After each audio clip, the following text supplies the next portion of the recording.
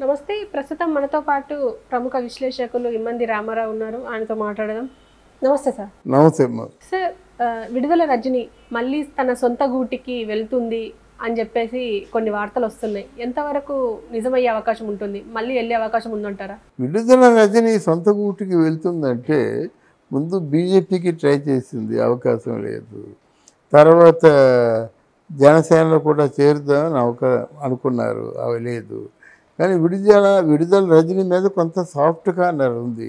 When compare to Roja, Vidadala Rajini is some extent better. ఆ soft corner ఉంది కనుక బహుశా ఇట్లాంటి అమ్మాయి మనకు ఉండాలి. ఎనీవే బిగ్ షాట్ ఆవిడ, చెల్లూరుపేటలో బిగ్ షాట్. ఆయన జగన్ చేసినటువంటి పిచ్చి పని వల్ల ఆమెని గుంటూరు మార్చేసరికి పాపం ఎక్కడ ఎవరు పట్టుకోవాలి, ఓట్లు ఎలా సేకరించాలి అని పెద్ద డైలాగ్ వచ్చేసి పాపం దెబ్బతింది. కానీ లేకపోతే తను ప్రజల్ని ఆకర్షించే మనిషి అన్నమాట. అందువల్ల ఇప్పుడు విడుదల రజని తెలుగుదేశం పార్టీలోకి వెళ్ళడానికి సిద్ధంగా ఉంది. అది అలాగైతే రోజు కూడా వెళ్ళొచ్చు కదా అంటారు. విడుదల రజని ఎప్పుడు తిట్టలేదు. వాళ్ళ పార్టీని తప్పకుండా మేము గెలుస్తాం, మా పథకాలు బాగున్నాయి, అందరికీ ప్రజలకి సుభిక్షితంగా ఉన్నారు, ఎట్లాంటి మాటలు మాట్లాడద్దు. కానీ దరిద్రుడు, జగనన్న తాలూకు ఎడమ చేతి వ్రేలి మీద ఇటుకను కూడా పేగలేరు, నన్ను చేస్తారా, చేసే మగాడ అని ఒక ఫింగర్ చూపించి వాళ్ళని రెచ్చగొట్టేటువంటి పనులు ఏం చేయలేదు కదా. ఒక అనకూడదు కానీ పూర్తిగా అన్నీ వదిలేసుకున్నటువంటి ఆవిడ చేసే ప్రసంగాలన్నీ అధిక ప్రసంగాలు చేసింది. ఇప్పుడు ఆల్మోస్ట్ రాజకీయంలో తన భవిష్యత్తు ఉండదు, ఎవరో చేరదీయరు. రోజాని. విడుదల రజని అలా కాదు, తన పాత్ర బాగా చేసింది, నిధులు లేవు, ఆయన కూడా బాగానే సహకరించాడు. ఎక్కడెక్కడ శిలాఫలకాలు తగిలించాలనుకుంటే మనకి ఎన్ని మెడికల్ కాలేజీ ఆంధ్రదేశానికి సుమారు 15 మెడికల్ కాలేజీలు పెడతాము, దాంట్లో ఒక 10-9 మేమే కట్టిస్తున్నాం వైఎస్ఆర్ గవర్నమెంట్ అన్నారు. కొన్నింటికి శిలాఫలకాలు వేశారు. ఎక్కడేసిన శిలాఫలకం అక్కడే ఉండిపోయింది. కొన్ని శిలాఫలకాలు కొట్టేసి మరి భూమిని కబ్జా చేసుకున్నారు.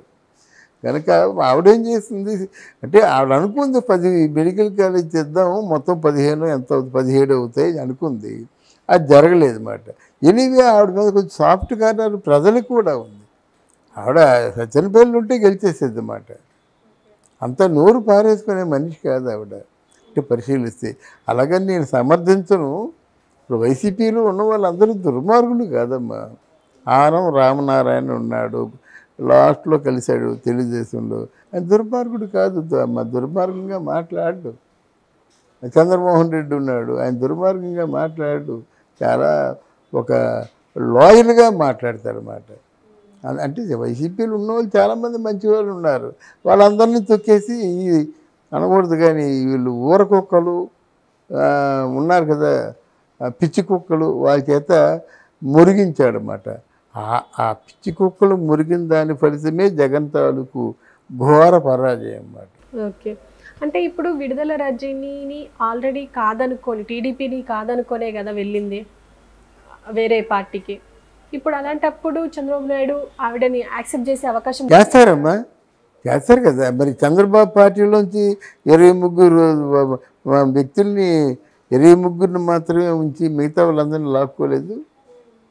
ఎంతమంది లాక్కున్నాడు? చంద్రబాబు పార్టీలో ఉన్న ప్రముఖమైన నాయకులు అందరినీ లాక్కున్నాడు. అందువల్ల రాజకీయాల్లో వచ్చి వాళ్ళ వల్ల మనకి ఏదైనా ప్రాయోజితం ఉంటుందనుకుంటే లాక్కుంటారు, తప్పే ఉంది.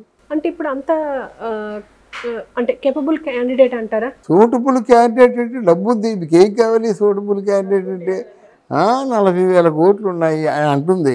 ఇప్పుడు మా టర్న్ ఓవర్ 40,000 కోట్లు ఆవిడ చెప్పిన మాట అమ్మా, మన మాటలు కాదు. ఒకటి. రెండవది ఏంటంటే ఈ విడుదల రజని ఇల్లు ఇప్పిస్తానని కొంత డబ్బు తీసుకుందట.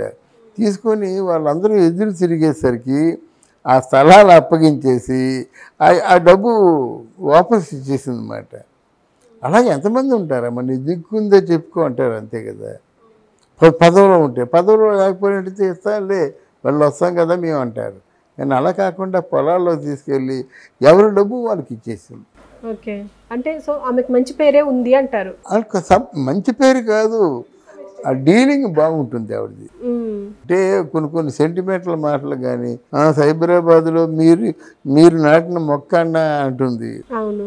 ఇలాంటి కొన్ని సెంటిమెంటల్ డైలాగ్స్ పని కూడా బాగా చేస్తుంది. అంటే వసతులు వనరులు లేకపోతే ఎవరు మాత్రం ఏం చేస్తారు?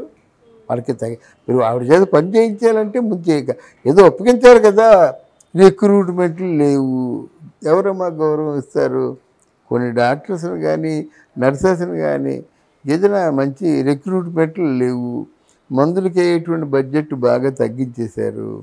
మరి ధర్మాసుపత్రుల్లో మందులు లేకపోతే ఎందుకు వెళ్తారు ఎవరి మటుగా?